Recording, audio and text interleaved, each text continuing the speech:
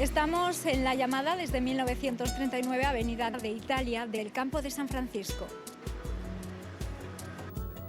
Esta vía corresponde al original Paseo de San Francisco que disfrutaban los ovetenses de los siglos XV y XVI, es decir, era el original Paseo de San Francisco.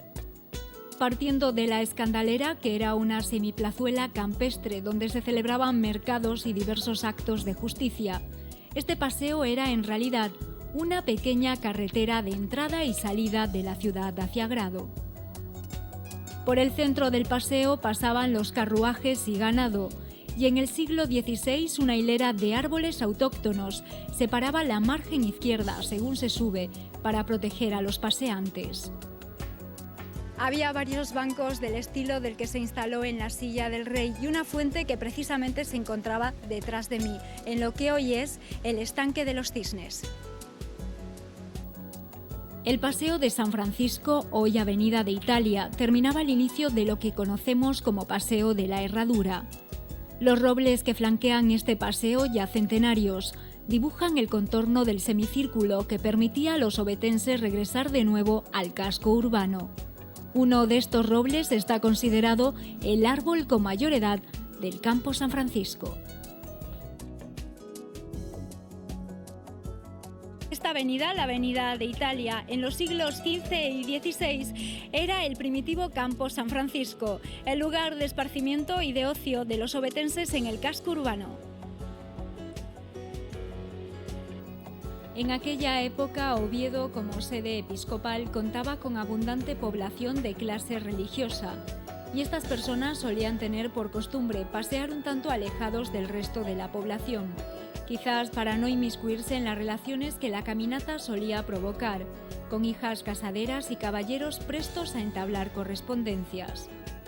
Por ello, la clase religiosa, ataviada con largas sotanas y sombrero de teja, solía pasear por un terreno elevado que les permitía, por un lado, dedicarse con mayor soledad a la concentración y la oración, y por otro, vigilaban, entre comillas, a la población ovetense y sus relaciones sociales. Ese inicial paseo de los curas no era otro que la parte izquierda o más baja del actual Paseo del Bombé, pero debido a que por el invierno el paseo por la Avenida de Italia, tupida en sus alturas por las ramas de los árboles, se volvía demasiado húmeda, las familias y parejas, poco a poco, se fueron desplazando más arriba en busca del espacio abierto que dejaba pasar al sol, ocupando así el espacio de los curas.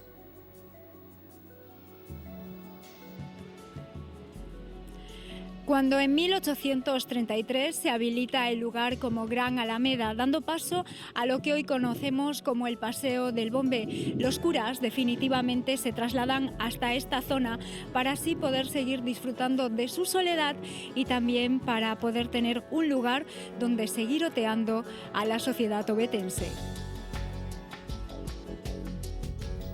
De ahí que hoy en día haya quedado el nombre popular de Paseo de los Curas, al espacio que actualmente ocupa la zona superior del Campo de San Francisco, donde el ayuntamiento ha habilitado una zona de juegos infantiles.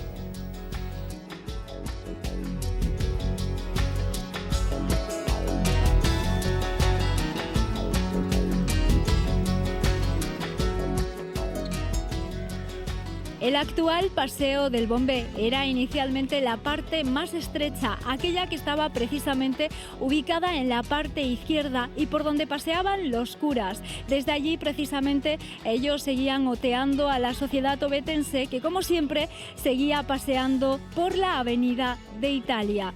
Esta es la avenida que hoy conocemos precisamente con ese nombre. Poco a poco la sociedad, sobre todo en invierno, fue ascendiendo en busca del sol hacia el lugar ocupado por los curas, que se desplazaron campo arriba. En 1833, para conmemorar la proclamación de María Isabel Luisa como reina de España, con el nombre de Isabel II, el Ayuntamiento de Oviedo, presidido por Joaquín Suárez, decidió acondicionar una gran alameda que sirviera para paseo permanente de la población, que así ascendería por la Avenida de Italia para entrar en el gran paseo de la ciudad.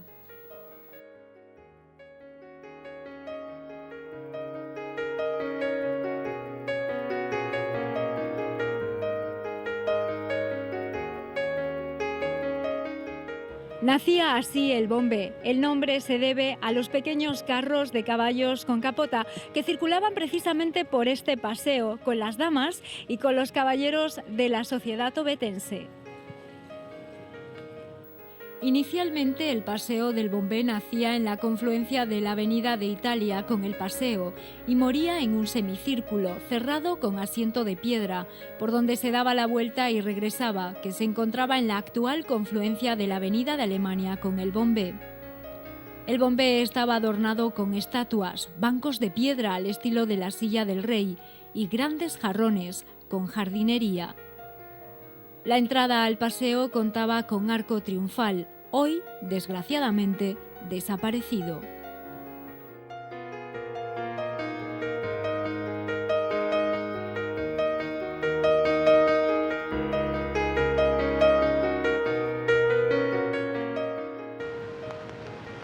Las fuentes del Paseo del Bombé llegaron 40 años después de inaugurarse este paseo. Primero se realizó la ampliación del mismo, que en un principio llegaba hasta la confluencia de lo que hoy es la Avenida de Alemania, para posteriormente extenderse a lo que actualmente conocemos como su superficie.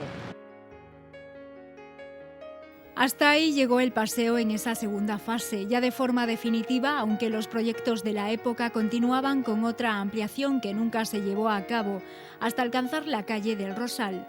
De haberse realizado, Oviedo contaría hoy con un campo justo el doble de grande del actual.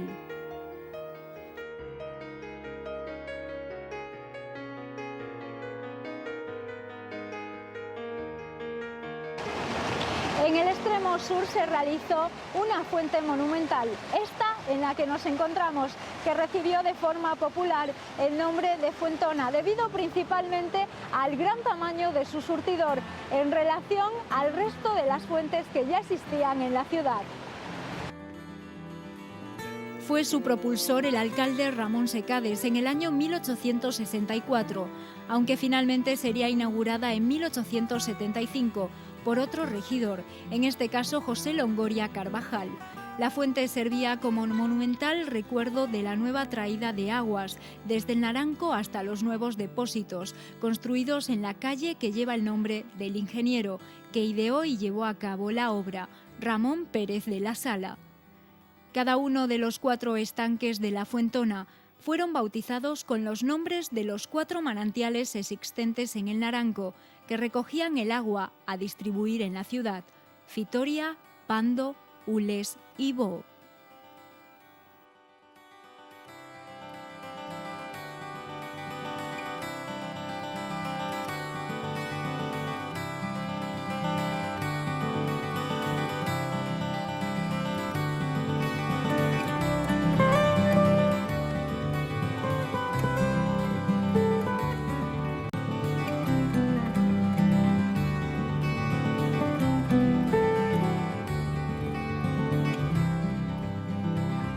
Si en el extremo sur del Paseo del Bombé se inaugura en el año 1875 la Fuentona, será un año después cuando justo en el eje opuesto, al norte del Bombé, se lleve a cabo y se dé el visto bueno a la inauguración y a la realización de otra fuente. En este caso, el proyecto fue realizado por el ingeniero Ignacio Ferrín y se trata precisamente de esta fuente, la Fuente de las Ranas. Conocida así por las 4 figuras que representan dicho batracio, por cuyas bocas abiertas fluyen otros tantos chorros de agua hacia una pequeña montaña central, de estilo más rústico que la Fuentona. La de las Ranas se construirá con piedra procedente de las Caldas.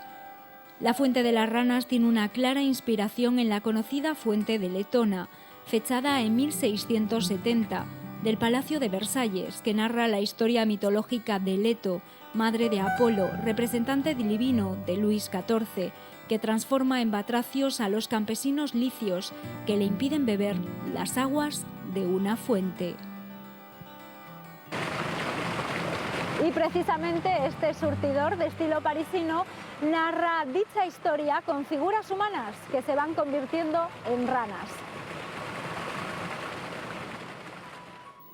Su monumentalidad cautivó a quienes en adelante dirigieron obras de urbanización de parques públicos, y así en España son conocidas las fuentes con el mismo tono mitológico, en el Parque de San Ildefonso de Segovia o en el María Luisa de Sevilla.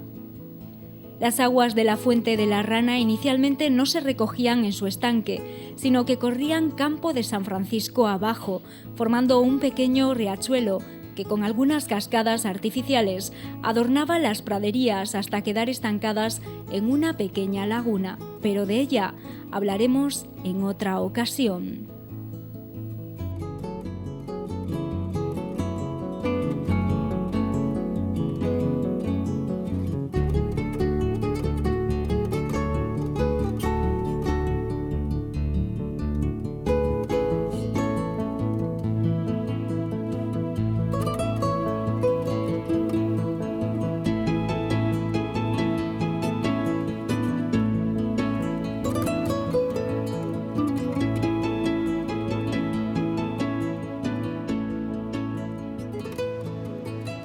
En anteriores ocasiones hemos venido hablando del cómo, el porqué y el cuándo de las fuentes del Paseo del Bombé, y también hemos hablado de la Avenida de Italia, eje principal del campo San Francisco.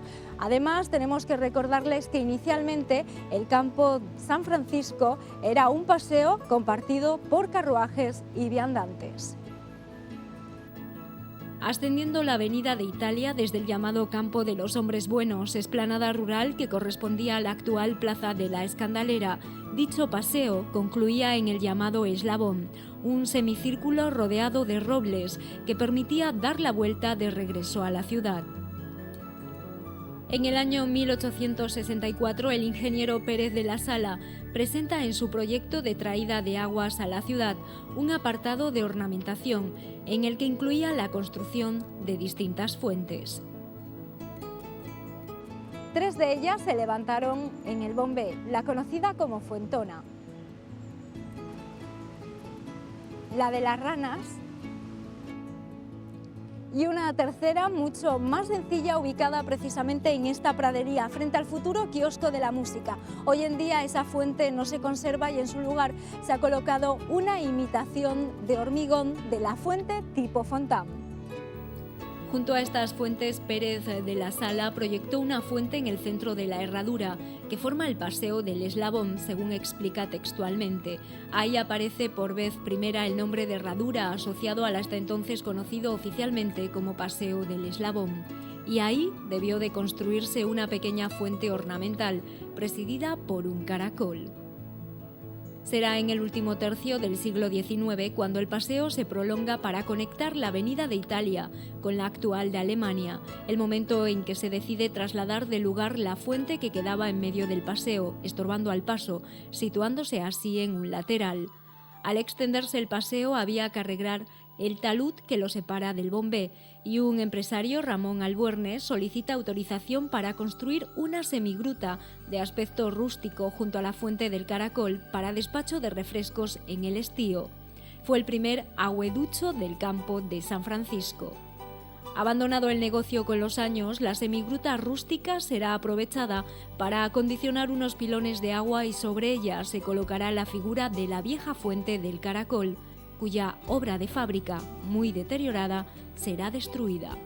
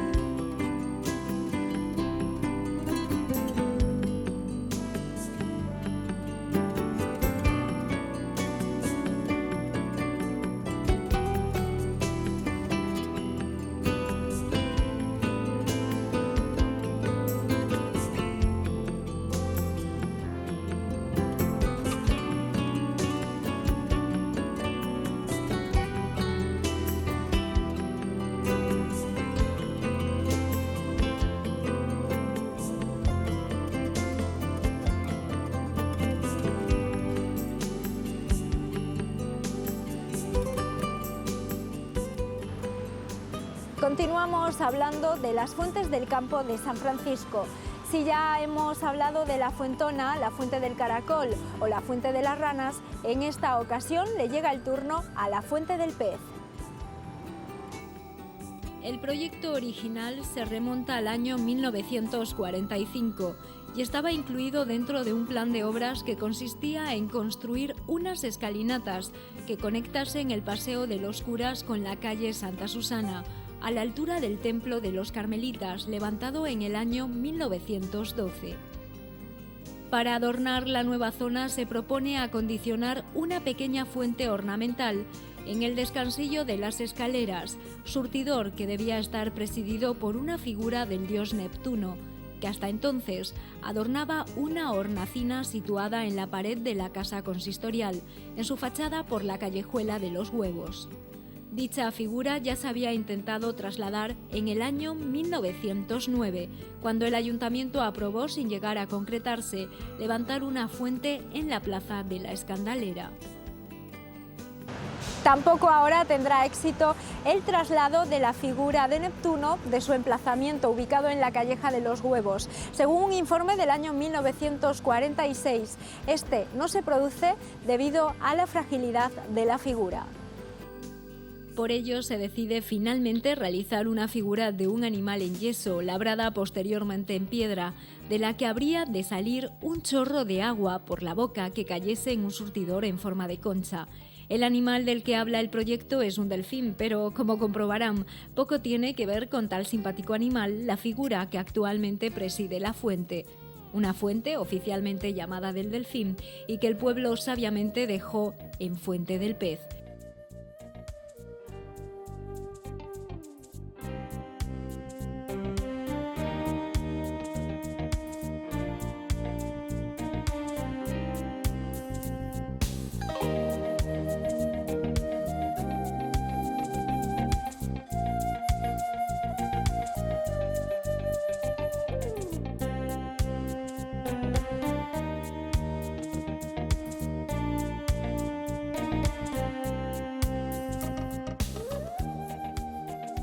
Habíamos quedado en explicarles qué ocurrió con la figura de Neptuno. Pues bien, eso es lo que vamos a hacer. Sin embargo, les recordamos que esta figura tuvo dos intentos de traslado. El primero de ellos en el año 1909 para ubicarse en la plaza de la Escandalera y el segundo en 1945 para colocarse donde actualmente se encuentra la Fuente del Pez.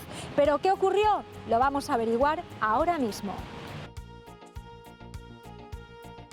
En 1949, al cumplirse el primer centenario del nacimiento y 25 aniversario de la muerte del que fuera cronista oficial de Asturias y de Oviedo, amén de rector de la Universidad, Fermín Canella, un grupo de ovetenses decide impulsar un homenaje al hombre que defendió la existencia del Carballón, el totémico árbol abatido 70 años antes, de la calle Uría.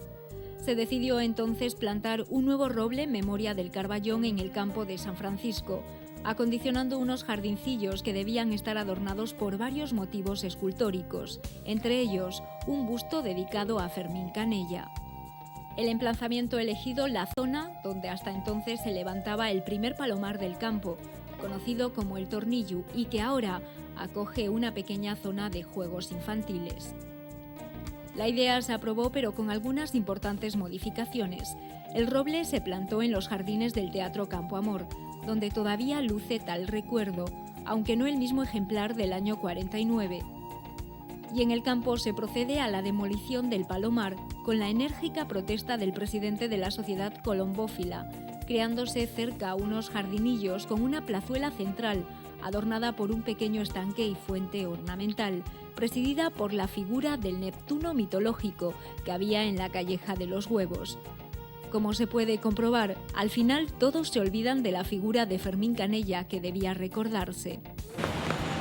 Nacía así la plazuela de Neptuno en un lugar privilegiado denominado el Montiquín y precisamente rodeado de setos de boj, lugar donde la paz, la tranquilidad y la soledad eran las grandes protagonistas. Quizá por ese motivo este lugar comenzó a ser frecuentado por parejas de enamorados. Esta fue esencialmente la perdición de la plazuela de Neptuno, clausurada en los años 60 por motivos morales después de que algún desaprensivo hubiera robado la pieza escultórica. En vez de reponer la figura y rebajar la altura de los setos, la malentendida moralidad de la época propició que el ayuntamiento aprobase y ejecutase la desaparición de la estancia. En los años 90, el Montiquín recuperó la vitalidad perdida con la adecuación de la actual zona de juegos infantiles.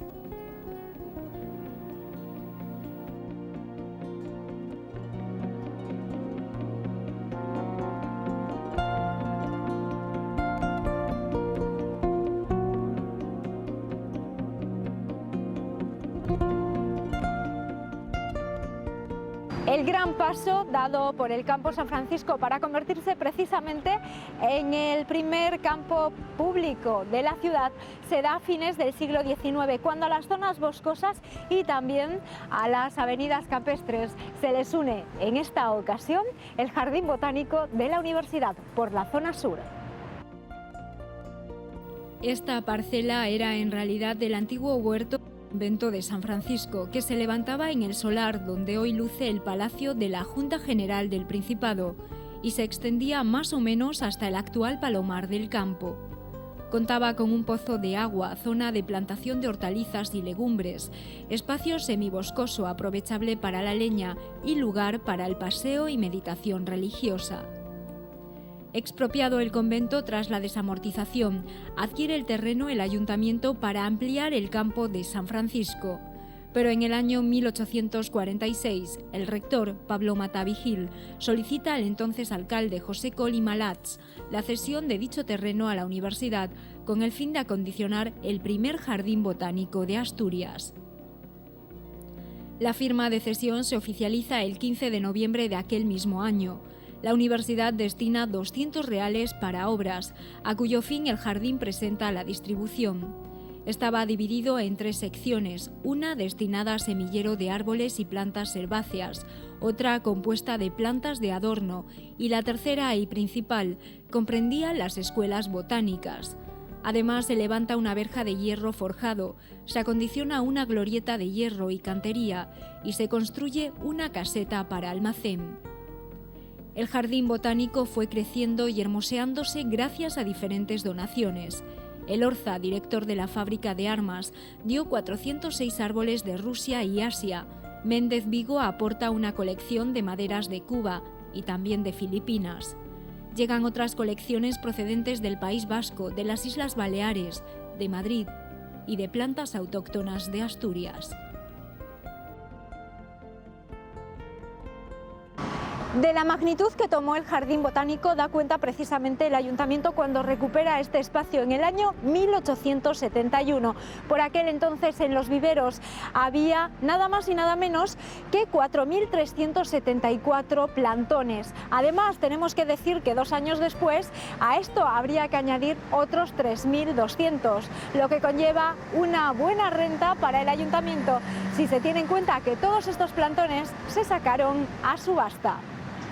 El antiguo botánico de la universidad todavía es recordado en el campo por los árboles que flanquean la calle Marqués de Santa Cruz, con sus palmeras de Filipinas, acacias, catalpas, nísperos, laureles o la impresionante secuoya americana que se eleva majestuosa sobre el resto de los árboles.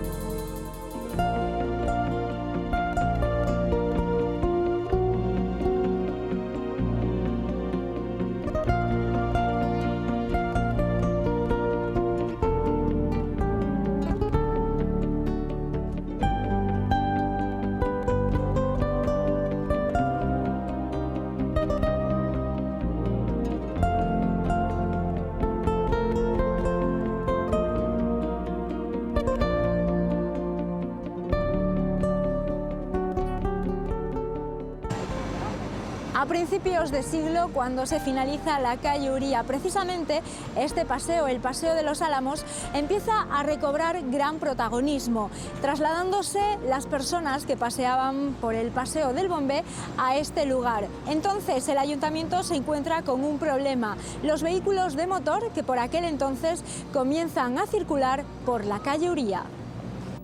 Precisamente el ayuntamiento toma medidas en el año 1901 para frenar el aumento, como decíamos, del tráfico de los nuevos vehículos de motor que circulan a las horas del paseo de los ciudadanos, argumentando que el ruido es estridente y molesto para los peatones y que las grandes velocidades de apenas 20-35 km por hora eran muy peligrosas. En suma, se indicaba ya en 1901 que si no se atajaba el problema, muy pronto el centro de Oviedo estaría invadido de coches.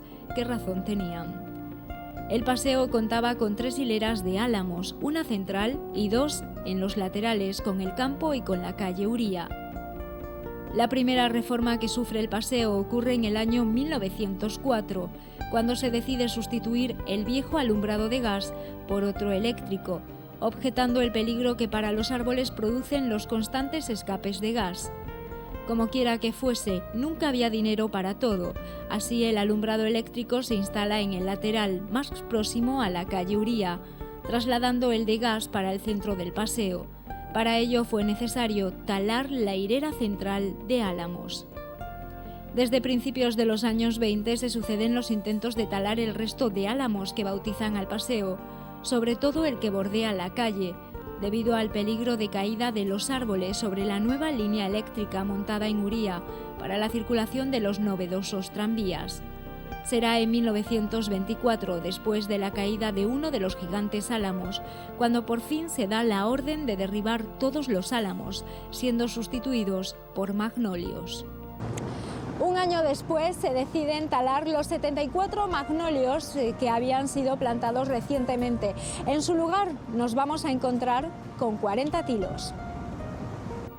Como ya no había álamos, la corporación bautiza el reurbanizado paseo con el nombre de Boulevard del Príncipe de Asturias en honor del príncipe Alfonso.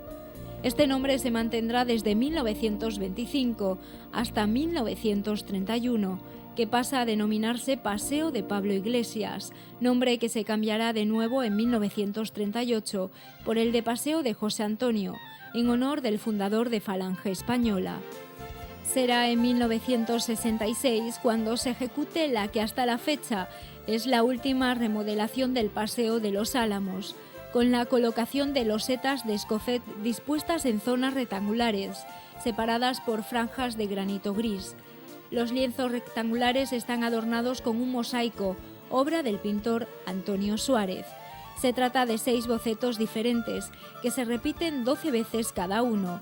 El lateral que da Uría, por su parte, se ajardina como separación con la calle, plantándose de nuevo magnolios en vez de tilos. Terminada la obra en 1970, 2 años después se levanta de nuevo en la zona más próxima a la Escandalera para construir el primer aparcamiento subterráneo de la ciudad. Surge otra vez la polémica y se recuerda la gran tala de álamos del año 1924. Y aunque el ayuntamiento promete trasladar de forma momentánea los magnolios al vivero municipal para volver a plantarlos una vez terminado el aparcamiento, la verdad es que nunca más regresaron, quedando reducida así la hilera de magnolios. El Paseo de los Álamos recobró su nombre original el 29 de junio de 1979, una vez reinstaurada la democracia.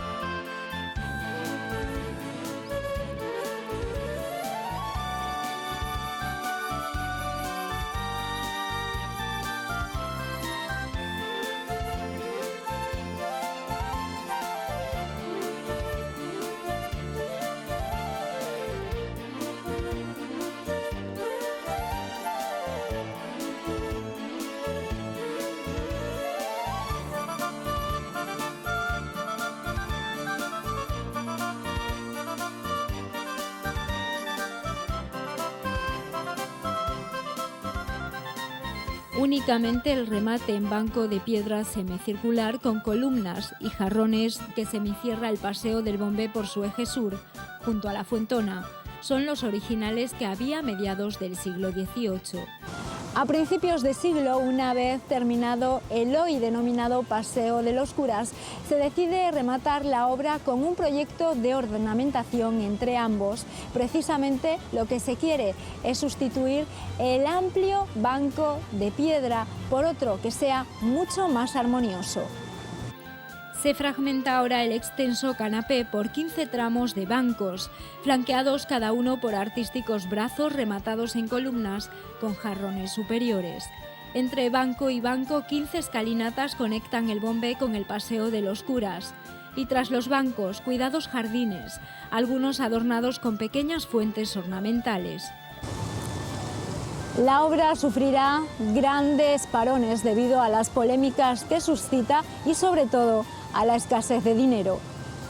La polémica más relevante la protagonizan varios concejales criticando duramente las figuras que rematan los nuevos bancos, que consideran horrendas y fuera de todo buen gusto. Se trata de animales mitológicos del tipo dragones alados con garras, cola de saurio y cabeza con formas de varias bestias. Sugiere parte de la corporación que dichos brazos de los bancos deberían ser derribados, mientras otros defienden la obra, asegurando que los contratistas habían sido alentados en su espíritu artístico por las excitaciones de la opinión pública.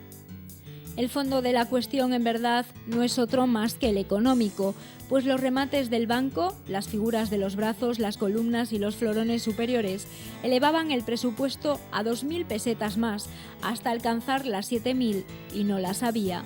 Debido a este desfase en el lateral este del Paseo del Bombé, no se reproducirá el estilo recién ejecutado. Así pues, para las columnas del nuevo lateral, se encargará la Fundación Bertrand unos jarrones de hierro en vez de hormigón como los anteriores, y para el banco corrido se utiliza la piedra adornada con barandilla de hierro que adornaba hasta 1903 la Plaza Porlier. Esta plaza se encontraba entonces elevada sobre las calles adyacentes de Mendizábal y González Abascal. Cuando se aprueba el desmonte total de la Plaza Porlier para situarla a la misma cota que las calles que la rodeaban, bancos y barandilla fueron aprovechados entonces para su traslado al campo de San Francisco.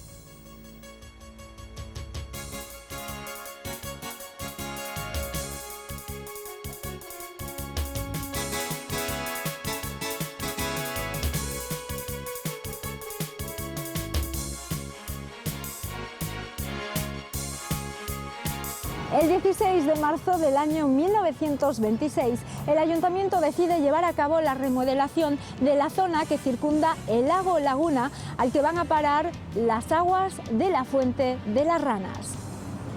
Entre el lago acondicionado donde hoy se encuentra el estanque de los Cisnes y el nuevo paseo urbanizado en paralelo al del Bombé con la arena procedentes de aquel, de ahí el nombre popular de Paseo de la Arena que siempre tuvo dicha avenida, se proyectan varios pequeños paseos cubiertos con arcos que debían sujetar una amplia rosaleda. Esta primera y gran rosaleda consistía en dos paseos paralelos, el uno, el que aún subsiste, el otro iba desde Uría frente al pasaje hasta el lago. Un tercer paseo cubierto con arcos floridos unía los dos anteriores, por donde hoy se encuentra la pradera que separa el estanque del Paseo de la Arena.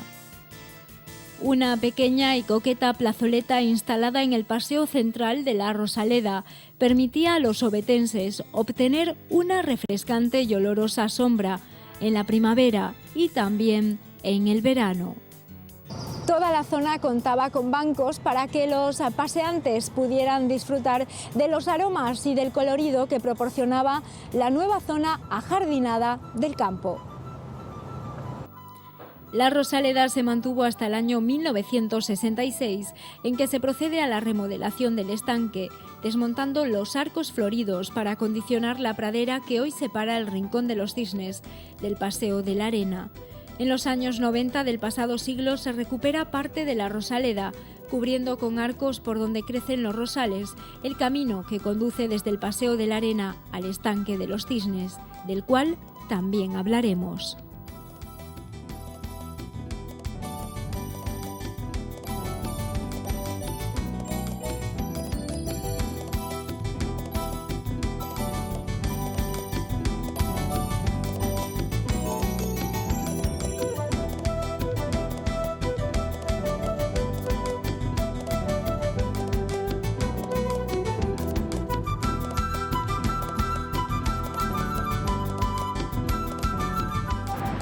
Los jardines de Nuestra Señora de Covadonga representan la última gran reforma realizada en el campo de San Francisco.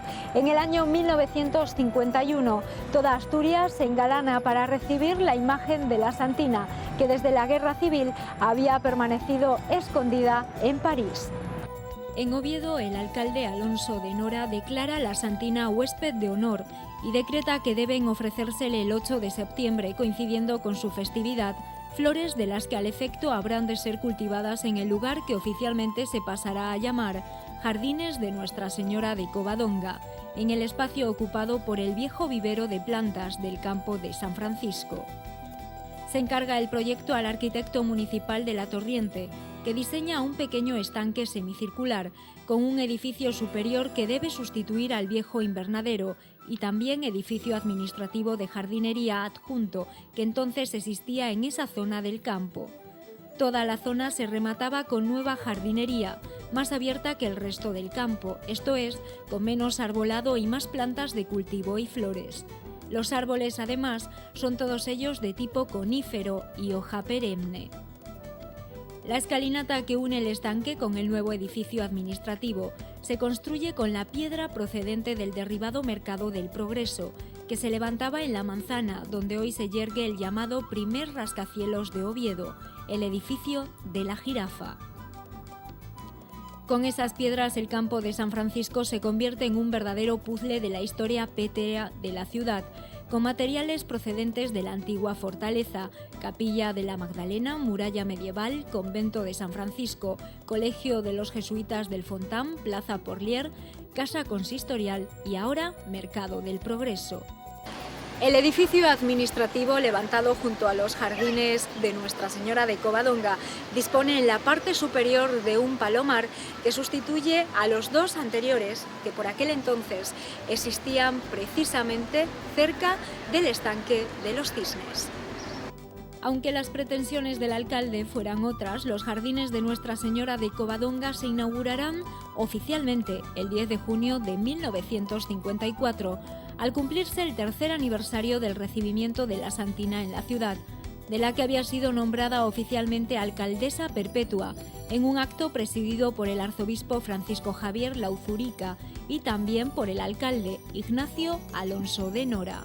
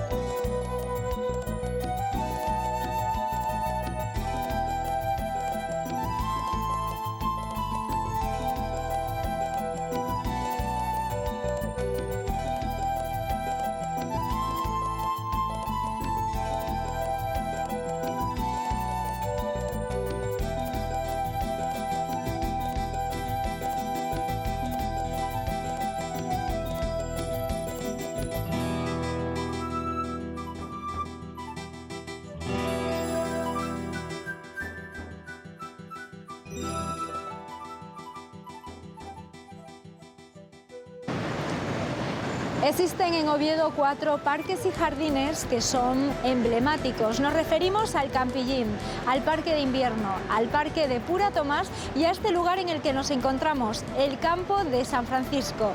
Este quizás sea además el más emblemático. Nosotros hoy lo que queremos y lo que pretendemos es recorrer juntos las esculturas que se encuentran en este campo. Un parque público, además de la belleza natural de sus árboles y flores, cuenta con una serie de elementos que sirven para ornamentar el espacio público, dispuesto para el ocio y el paseo de los ciudadanos. El campo de San Francisco ha concentrado desde hace casi un siglo una serie de esculturas que pretenden rendir homenaje a ovetenses y asturianos ilustres, así como otros elementos que recuerdan la propia historia de la ciudad. Las primeras obras de arte que decoran el campo fueron instaladas en el año 1925, en el Paseo de los Álamos.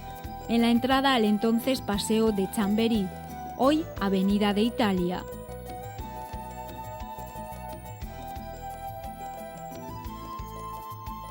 Ese mismo año el ayuntamiento trasladaba al campo el pórtico románico de la vieja iglesia de San Isidoro, que estaba instalada en la actual Plaza del Paraguas. Ante este arco se colocó en 1949 una estatua dedicada a San Francisco de Asís, obra de Pedro de Mena. En 1927 un grupo de exalumnos organizan una acuestación popular para sufragar los gastos de un busto, obra de Víctor Heredia, dedicado a Juan Muñiz, maestro que impartió clases en la calle Campomanes. También mediante suscripción popular se pagó el monumento al empresario José Tartiere y Lenegre, obra de Víctor Heredia, la figura en bronce del empresario, y Manuel Álvarez Laviada, las figuras alegóricas en piedra de los obreros. Se instaló en el entonces Paseo de Pablo Iglesias, hoy Álamos, en el año 1933.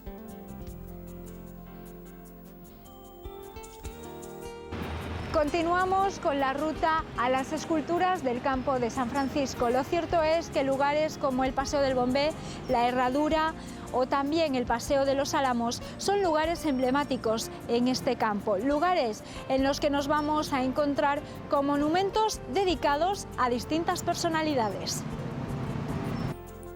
El monumento a Clarín, obra de Laviada, se instaló en 1931 y fue destruido durante la Guerra Civil. Se reacondicionó de nuevo en 1968, esta vez con un busto del escritor, obra de Víctor Heredia. El busto del escritor Armando Palacio Valdés es obra de Gerardo Zaragoza y se colocó en 1953. En el año 1985 se traslada a la calle que lleva su nombre, retornando al campo a fines de los 90.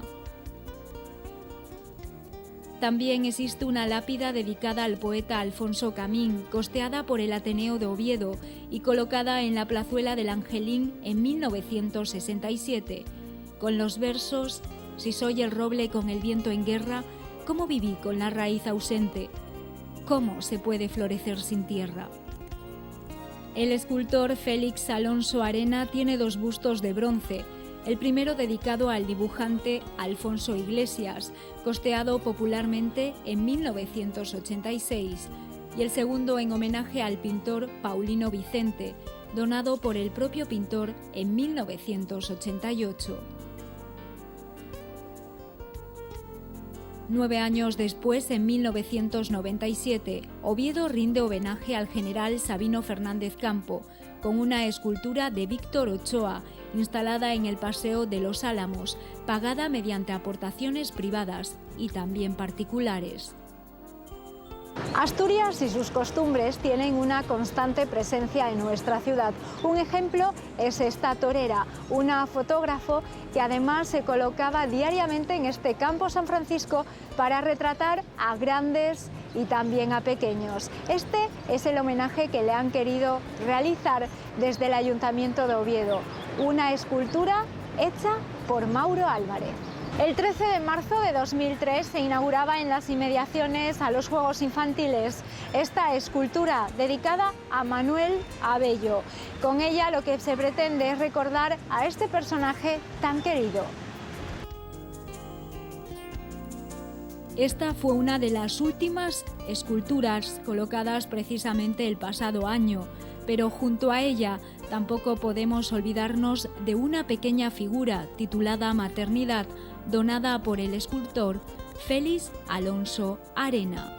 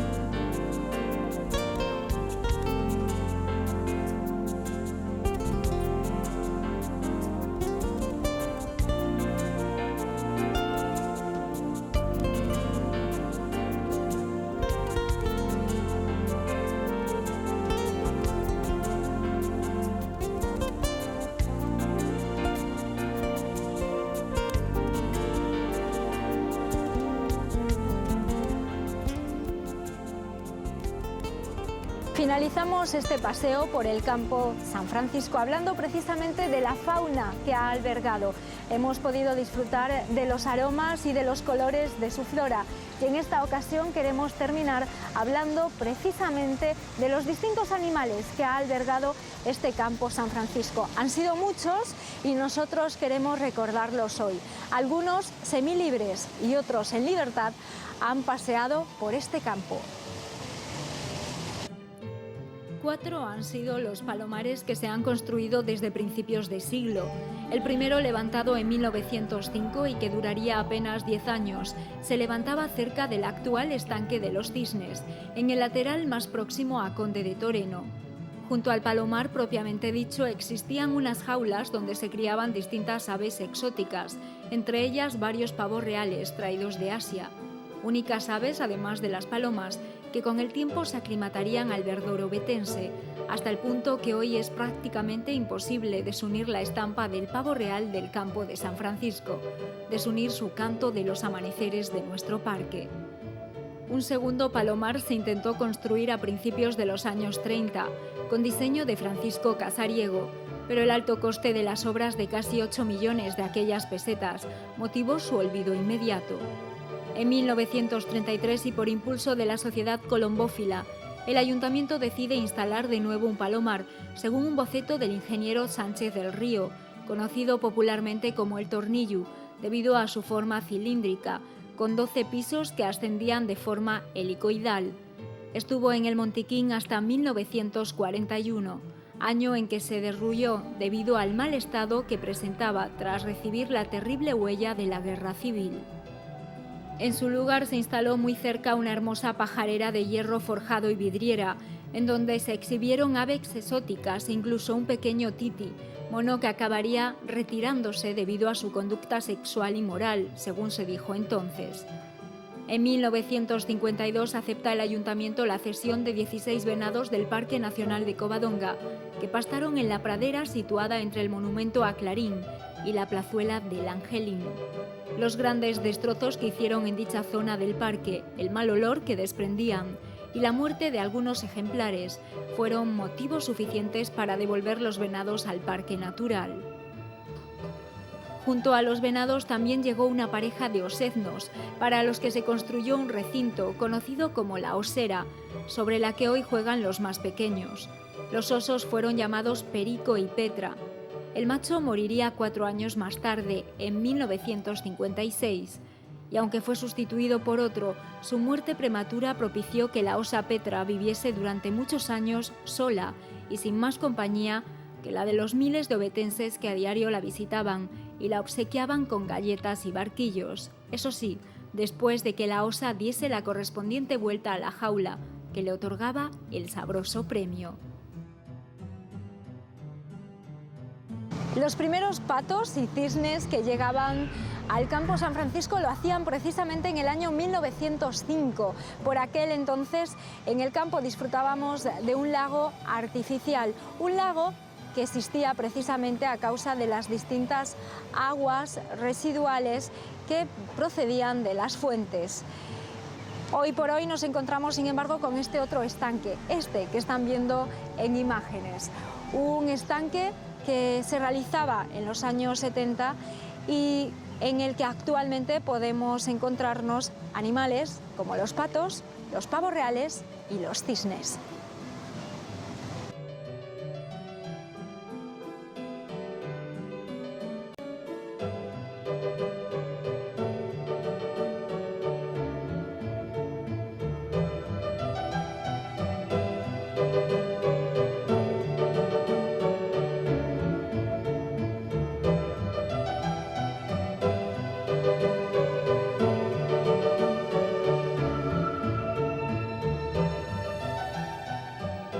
Años antes, a mitad de siglo, coincidiendo con el regreso a Asturias de la imagen de la Santina, el ayuntamiento reservó una zona del campo para la misma.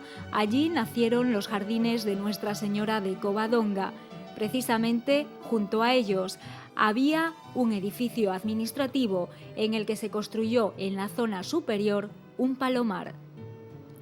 Además de los animales reseñados y de los muchos que pueblan sus árboles de manera libre, hay que mencionar las pequeñas y adorables ardillas que en los años 90 fueron introducidas en el campo, de las que ya no queda alguna, pues unas son cazadas por los perros, otras son capturadas por desaprensivos que se aprovechan de su climatización a las personas, y las más desconfiadas suelen huir a espacios más deshabitados, como los jardines del Banco de España.